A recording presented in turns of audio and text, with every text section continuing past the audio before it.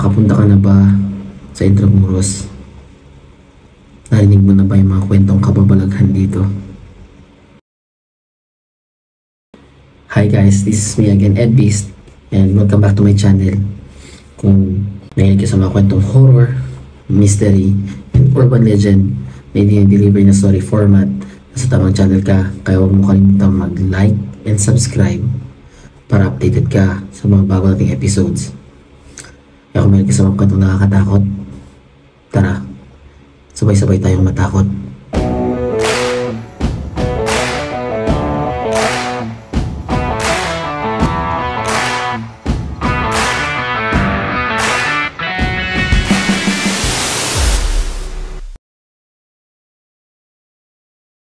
Ang Intramuros, or known as the Walled City sa Manila, ay na-established or na-found around 1571.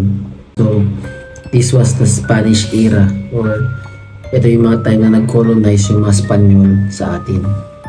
And isa to sa mga naging headquarters nila, no? So, noong 1898, nag-revolusyon ng mga Pilipino ay nabawi natin, no? Ay naging malaya tayo. So, sobrang tanda na ng lugar na to. And until now, in the present time, the walls of Intramuros still stands.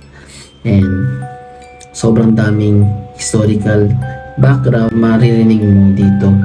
So, pwede ka nga mag-avail ng tour para ma-explain sa'yo lahat ng mga nangyari sa lugar na to. So, yung mga lugar dito sa Intramuros ay may halong kababalaghan. And there's a lot of ghost stories going on and being shared by those people na locals doon. Pero mostly, may empleyado rin na nagtatrabaho sa lugar na yan. So, isa sa mga oldest na establishment dyan sa Intramuros is yung San Agustin Church. Ay isa sa pinakamatandang, or ito ang pinakamatandang establishment sa Intramuros. So, it was built around 1500s and marami na itong napagdaanan. Pero, noong World War II, when the Japanese invaded the Philippines, isa to sa mga lugar na ginamit nila as camp. And a few days before the war ended, sabi nila, based sa history, 141 prisoners ang na-execute sa lugar na yan. So, usually, pag tumapak daw yung dilim, ay iba daw yung mararamdaman mo. Some of the experiences na meron dito sa San Agustin Church is pag naglakad ka daw ng gabi dyan, minsan daw may maririnig kang mga yapak na sumusunod sa'yo. Pero pag lumingon ka, wala namang tao sa paligid. I believe na it is because of the violence na negative energy na na-build up sa lahat ng mga tragedy na nangyari sa lugar na to, kaya may mga ganun ka ma-experience dyan. And hindi lang yung mga guards na nakaka-experience ng mga apparition and shadow figures na nakikita nila sa loob ng mismong simbahan. So, it's just like Diplomat Hotel, di ba? So ngayon, isa rin sa mga sikat na lugar dito na pinupuntahan ng mga tao lagi and napapag-usapan yung history rin dito is yung Fort Santiago. Alam nyo ba na around 600 prisoners na namatay dito sa dungeons nila? And when the Americans found them, nabubulok na daw yung mga katawan nila and inuud na daw. And parang tinambak lang sila na parang mga basura. Grabe yung ginawa ng mga Hapon. Parang most of them died dahil sa pagkalunod, and iba they were killed and some were tortured. So sobrang dami na mga nangyari. And Buti na lang no, when the Americans found them, they were given their final resting place, and they put a marker no, which is a white cross na malaki. Makikita mo doon yung pinaka-grave na nila, which is a mass grave, and it is a concrete cross. So based sa mga kwento-kwento ng mga nakapunta dito, ay marami ka na talagang maririnig, no? Minsan daw makakarinig ka ng mga tao naglalakad sa loob ng dungeons, lalo na paggabi, pero wala namang tao na sa loob. And usually daw, pag madaling araw na, maririnig mo daw yung mga sigaw ng mga tulong, o parang may naririnig ang mga taong nalulunod. Minsan daw, may naririnig rin silang mga iyak na para bang hindi nila matanggap yung nangyari sa kanila. Iba rin yung mga experience ng mga turista, no? Karamihan dito ay naka-experience na pag nagpipicture sila, parang may sumasabay sa mga pictures nila, and sobrang daming orb na talaga sa pictures. It could be, sabi nga nila based sa mga experts, pag may mga orbs daw sa mga pictures ay it's a sign of a spirit or a ghost na nakisabay. So it could be dust kasi sobrang madilim naman talaga yung lugar na yun. I don't know, pero base sa mga nangyari sa past and sa mga trahedya doon, yung mga horrors na na-experience ng mga tao dito na nakasurvive, could be na there are still spirits lurking around, or there's a lot of spirits lurking around na until now hindi pa rin matahimik. Pero isa sa pinaka-active no, na mga spirits is yung sa Casa Manila. Ang kwento dito ay hindi lang isa, sobrang dami. One experience ay meron daw isang babae na nag-work doon na may nakita daw siya isang matandang babae na around mid-50s na nakatayo sa labas ng shop. So, parang souvenir shop or antique shop to. So nung nakita niya daw to, parang i-invite niya na pumasok sa shop para tumingin-tingin sa paligid. And nung i-invite na to, parang maayos naman daw nag-decline yung matandang babae. So, pero kinausap niya ito kasi mabait naman talaga yung player na to. Kinausap niya ito sa kwento niya na lugar na ito, yung mga benta nila doon sa shop is mga gamit na mga dating kakilala niya.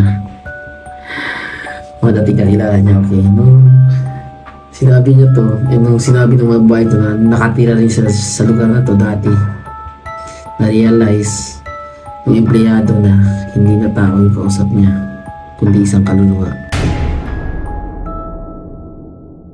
Nung narinig niya masasabi ng matandang babae, lumingon siya ng laho na ito. Isa sa mga sinabi ng matandang babae, which is yung isa sa mga parang maliit na lamesa doon, ay regalo daw sa isang wedding, niregalo daw sa wedding sa isang kaibigan nila na Briton. One time daw, kasi mahilig siya mag-nap, mga parang power nap lang. So may spot pa talaga siya dun sa shop na kung saan siya nagpapahinga. So nilock niya yung door, and umupo siya, and tinaas niya yung paa niya, nilagay niya sa lamesa, kung saan yung lamesang to, yung maliit na lamesa to, ito yung naging regalo sa isang Briton na lalaki. Habang natutulog na daw siya, bigla siya nakaramdam na parang may humawak sa kanyang legs o sa kanyang thigh. Pagkabukas niya ng mata niya, nakinulat niya na may nakita siyang lalaki sa harapan niya na may beard dito, and hindi siya Pilipino, and mukhang Briton ang lalaking to, na parang medyo malalim yung mata, na parang hindi na daw tao yung nakikita niya. Dahil alam niya hindi tao yun, sisigaw na saan siya, bigla daw siyang hinawakan sa lalamunan, na parang sinakal siya na hindi na siya makasigaw. Pero hindi na ito magtagal, no? Parang nakawala rin siya, nakaalis siya sa lugar na yun. And after na nung insidente yun, nagpa-transfer na daw siya sa kanyang management, and never na siya bumalik. So hindi lang yun yung nakasite sa lalaki yung Briton na yun, sa shop na yun. May isang janitor na naglilinis daw ng gabi. May kumuha ng attention niya na yung ilaw daw sa shop ay parang ayaw mag-on, and parang nag-blink-blink ito. So nung lumapit na siya dito, nagulat siya nung biglang bumagsak yung isang lamp sa likod niya at parang nabasag doon, sobrang daming pieces. And dali-dali siya tumakbo, lumay sa lugar na yun, and tumawag ng kasama nung para sabihin mo anong nangyari. Nung bumalik sila sa spot na yun, walang lamp na nasira or nabasag. Andun yung mga lamp ay naka-on pa ng maayos. So the following day, habang nililinis daw siya doon sa shop, nagulat daw siya, bigla daw may sumulpot na lalaking Briton na may beard na makapal. And ang nakakagulat dito is wala siyang narinig kahit isang yapak. Malapit masyado yung lalaki na tumaan. So, na-realize niya yung takot siya, and alam niya yung tao yun. So tumakbo siya, and natagpuan daw siya ng mga kasama na nanginginig sa lounge nila. Sobrang takot. Isa sa mga experience na kahit broad daylight daw, marami silang narinig na yapak sa hagdan kahit wala namang tao doon. Parang daw maraming naglalakad na tao. Pero alam niya na walang tao doon kasi nasa baba sila lahat. Ay meron pang experience nung ini-install daw yung elevator dito sa museum. Every time ilalapag niya yung tools niya, nalilipat to sa ibang lugar. Example, ilalagay niya sa right side, kukunin niya na ito ulit, wala na doon, nandito sa kabilang side. So every time ilalapag niya daw yung tools niya, napupunta na sa ibang lugar. And natakot po sila lalo nung nangyari yung maraming beses. And hindi lang yun, meron pa kwento na parang nagpa-flash na ng isa. And based sa exact story ng engineer, 4 na beses na nag-flash nung i-install nila yung bagong toilet doon sa parang isa sa mga rooms ng maid doon sa museum. Nag-flash ito 4 na beses pero walang tao sa CR. And sabi nila, never magpa-flash ang toilet na mag-isa. Unless na lang may multong nakikipaglaro dito. So ito yung mga kwentong kababalaghan sa Intramuros. Kwento for now. Hopefully nagustuhan niyo ito. Pero bago natin i-end yung episode, ang next episode natin is about sa isang aswang na na-encounter nila sa Cavite. Para sa mga bago nating viewers, don't forget to like this video. Drop a comment kung may experience kayo kababalaghan sa Intramuros. And also, don't forget to subscribe. So hanggang dito na nating episode. Hanggang sa susunod.